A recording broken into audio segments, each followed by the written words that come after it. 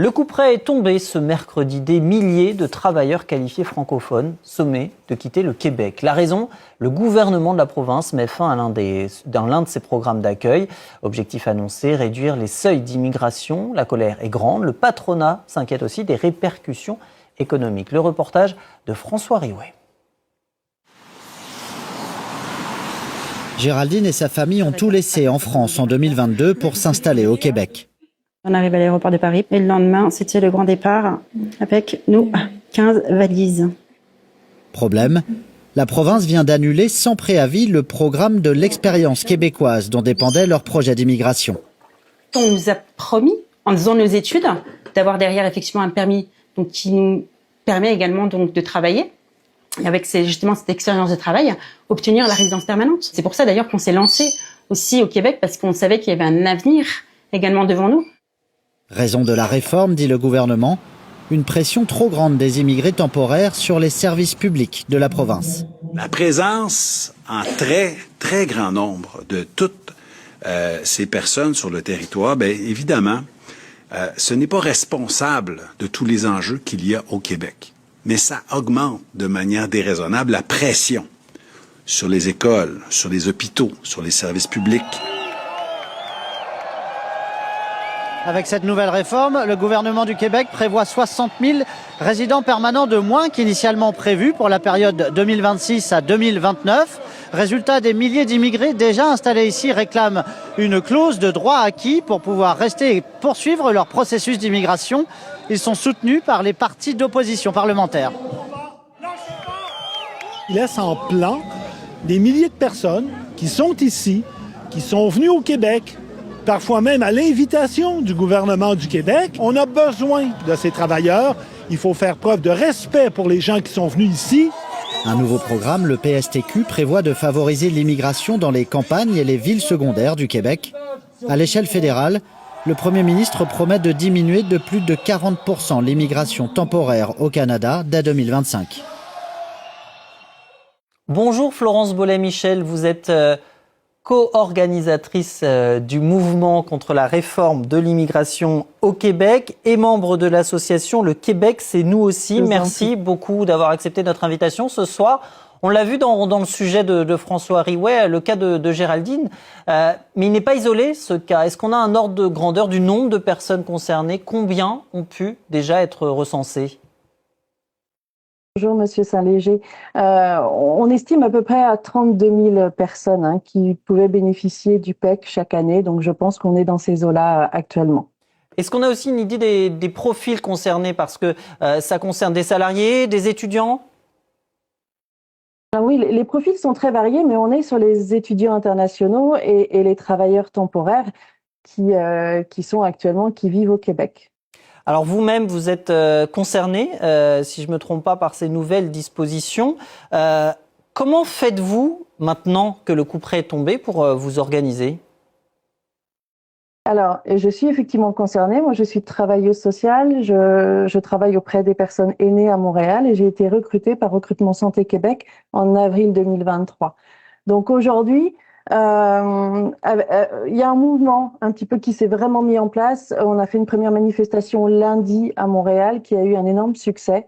Et puis on essaye de s'organiser. On va remanifester samedi prochain, le 22 novembre, encore à Montréal. On a mis en place une pétition également. On a demandé à rencontrer le ministre de l'Immigration, Monsieur Jean-François Roberge. On attend toujours sa réponse. On se mobilise contre cette injustice parce qu'effectivement, il y a énormément de situations catastrophiques et de détresse actuellement. Alors effectivement, cette réforme, elle fait grand bruit, elle est extrêmement controversée. Vous l'avez dit, vous la contestez dans les rues. Est-ce que vous pensez que ça peut faire plier le gouvernement de François Legault? Oui, on y croit et c'est pour ça qu'on se mobilise de plus en plus. On voit que énormément de personnes nous rejoignent. Je pense que le mouvement de samedi aura énormément de succès. Oui, il y a déjà eu une clause grand-père. Monsieur Legault l'a mis en place en 2019 ou en 2020, si je me souviens bien. C'était également au niveau du PEC. Et à ce moment-là, il avait écouté la détresse des familles, il avait écouté la détresse des étudiants et il avait lui-même dit qu'il faisait preuve d'humanité en accordant cette clause grand-père. Donc on lui demande à nouveau d'écouter la détresse des travailleurs et des étudiants. Alors avant de revenir sur votre cas personnel, l'argument du gouvernement Legault, c'est de dire que ces immigrés temporaires exercent une trop grande pression sur les services publics, les écoles, les hôpitaux. Est-ce que c'est un argument que vous entendez? Alors, tous ceux qui sont concernés par l'abolition du PEC, qui sont déjà sur le territoire, souvent depuis 2 ou 3 ans. Ce sont des personnes qui travaillent, qui participent à l'activité économique. Moi, je travaille dans le réseau de la santé, donc je m'occupe des personnes aînées.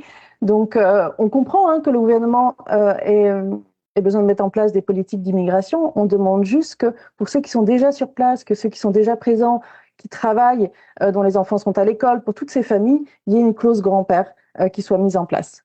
Alors tout à l'heure, je vous demandais si vous vous organisiez face à ce couperet qui était tombé. Vous parliez des manifestations que vous mobilisiez, donc, avec notamment votre association. Est-ce que je dois comprendre par là que vous n'envisagez pas tout de suite de faire vos valises? Alors, non, je pense qu'aujourd'hui, il y a beaucoup d'espoir. Tout le monde est dans l'espoir. De ma situation personnelle, je vais être sur un renouvellement de contrat de travail, ce qui pose d'autres difficultés parce que ça reste un contrat précaire. Mais ma vie, depuis 2 ans et demi, ainsi que celle de ma famille, elle est au Québec. J'ai un soutien immense de mes collègues, de mes voisins. Il faut savoir que depuis quelque temps, moi, je reçois énormément de soutien des Québécois. Les Québécois ne sont pas forcément, ne sont pas d'accord avec ces nouvelles règles et ne comprennent pas les décisions du gouvernement. Et ce qui est d'autant plus frappant, c'est que ça s'est fait sans préavis du jour au lendemain. C'est comme ça que vous l'avez découvert, vous, finalement? Ouais, moi j'ai déposé mon dossier pour le PEC, donc le programme de l'expérience québécois, le 5 juin aux alentours de 10h30, et c'est comme ça que j'ai appris que ça avait été aboli. Du jour au lendemain, en voulant remplir un dossier sur Internet, c'est ça? Tout à fait, en voulant déposer mon dossier. Donc il y avait pas eu de préavis, tout avait été enlevé le 4 juin à minuit, donc personne n'avait été prévenu, donc c'était effectivement une très très grande surprise. Est-ce qu'il y a, vous parliez de cette mobilisation, mais est-ce qu'il y a aussi des recours judiciaires, par exemple, qui sont envisageables? Alors, on est en train de se renseigner, effectivement, on est en lien avec des avocats, parce que effectivement, c'est une des solutions qu'on envisage. Je vous remercie beaucoup, Florence Bollet-Michel, co-organisatrice du mouvement contre la réforme de l'immigration au Québec et membre de l'association Le Québec, c'est nous aussi. Merci d'être intervenu sur France 24 ce soir. Merci à vous. Merci.